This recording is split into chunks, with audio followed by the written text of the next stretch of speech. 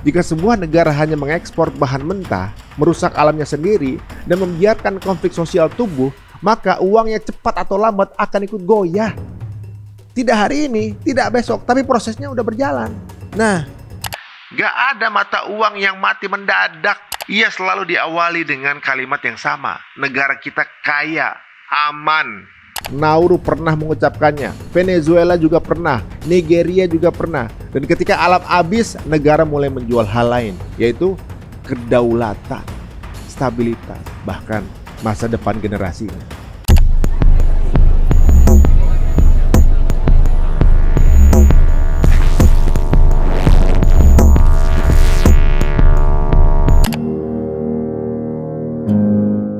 Indonesia hari ini sedang berdiri di atas tanah yang sangat kaya, tapi juga sangat rapuh.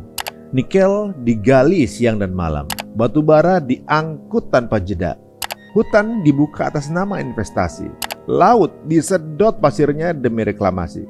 Grafik ekspor naik, headline ekonomi terlihat optimistis, ekspor dibanggakan, investasi dirayakan. Tapi ada satu hal yang sengaja diletakkan di luar kamera. Dan di balik itu semua ada sebuah pola lama yang terus berulang dalam sejarah dunia. Pola kehancuran yang selalu dimulai dari dalam. Hutan Indonesia bukan sekedar pohon. Ia adalah penyangga air, penahan tanah, pengatur iklim, dan juga dalam banyak wilayah ia adalah satu-satunya benteng antara kehidupan dan bencana. Tapi hari ini hutan diperlakukan seperti musuh pembangunan, dibabat atas nama hilirisasi, dilepas atas nama investasi, dibuka atas nama lapangan kerja. Semua terdengar rasional sih, semua terdengar patriotik, sampai kita bertanya, apa yang sebenarnya sedang dikorbankan? Tapi di bawah permukaan ada satu pertanyaan yang jarang kita ajukan dengan jujur. Apakah kita sedang membangun masa depan atau sedang menjualnya sedikit demi sedikit? Sejarah dunia menunjukkan satu pola yang menakutkan. Ketika sebuah negara terlalu cepat mengeruk alamnya, terlalu bergantung pada satu sumber daya, dan terlalu yakin bahwa kekayaan itu tidak akan habis, yang runtuh bukan hanya lingkungannya, yang ikut mati adalah mata uangnya. Karena kehancuran sebuah negara jarang datang dengan suara ledakan. Ia datang perlahan, sunyi, dan seringkali dimulai dari hilangnya pepohonan. Di banyak wilayah Indonesia, hutan yang hilang tidak langsung berubah menjadi pabrik atau kesejahteraan. Ia berubah menjadi lubang tambang, lahan gersang, sungai keruh, dan desa-desa yang semakin rentan. Ketika hujan turun, air tidak lagi ditahan akar. Ia mengalir liar, membawa lumpur, menghancurkan rumah, sawah, dan jalan. Banjir bandang bukan bencana alam murni, ia adalah hasil kebijakan. Tapi ini baru lapisan pertama. Lapisan berikutnya lebih gelap. Ketika alam rusak, mata pencarian hilang.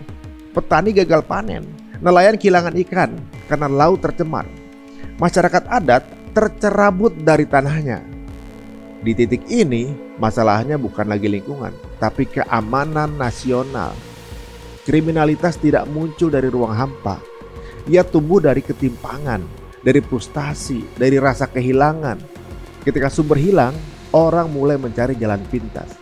Pencurian naik, konflik horizontal meningkat, premanisme tumbuh di wilayah-wilayah tambang.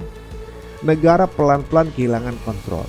Bukan karena nggak punya aparat ya, tapi karena kehilangan legitimasi di mata rakyatnya sendiri. Mari kita keluar sebentar dari Indonesia, menengok negara-negara yang pernah kaya raya, lalu jatuh miskin, bukan karena perang besar, tapi karena alamnya diperas sampai kering.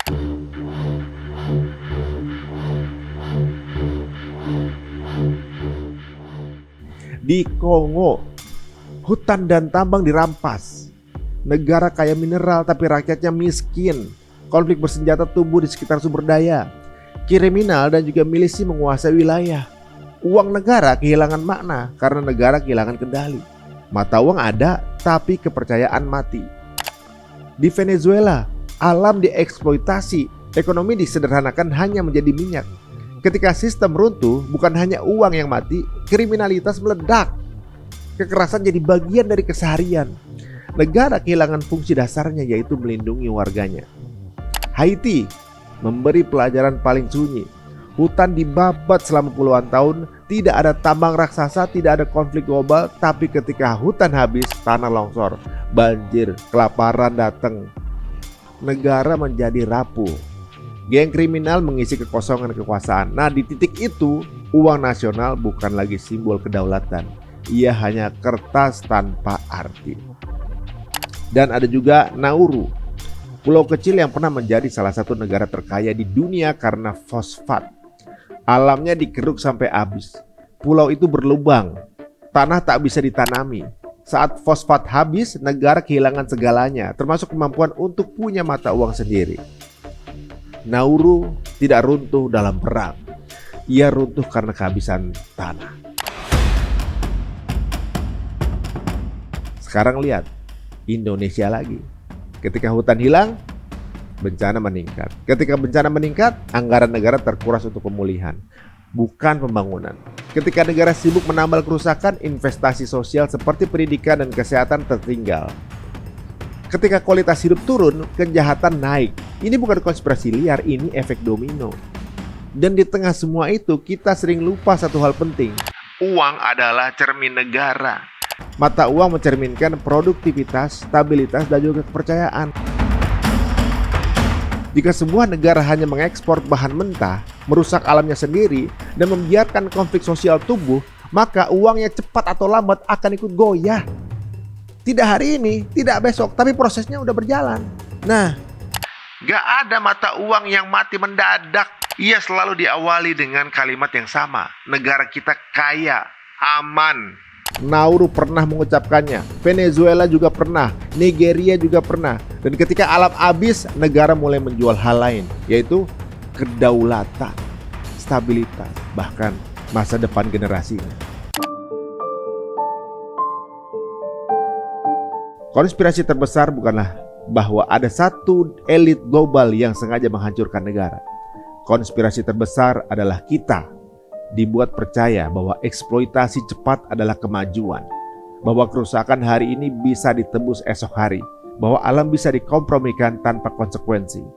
Padahal alam selalu menagih, bukan dengan pidato, tapi dengan banjir, longsor, kekeringan, konflik, kriminalitas, dan akhirnya krisis kepercayaan.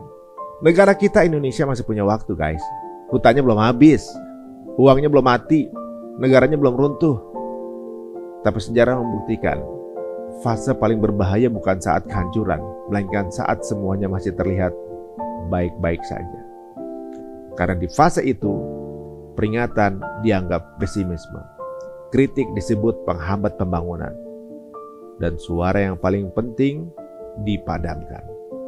Jika suatu hari nanti kita bertanya, kok bisa? Jawabannya mungkin sederhana. Karena kita melihat hutan ditebang tapi memilih diam. Dan ketika alam jatuh, negara menyusul. Uang hanya tinggal simbol. Dan sejarah kembali mencatat satu nama lagi dalam daftar panjang negara yang kaya lalu hilang. Apakah Indonesia?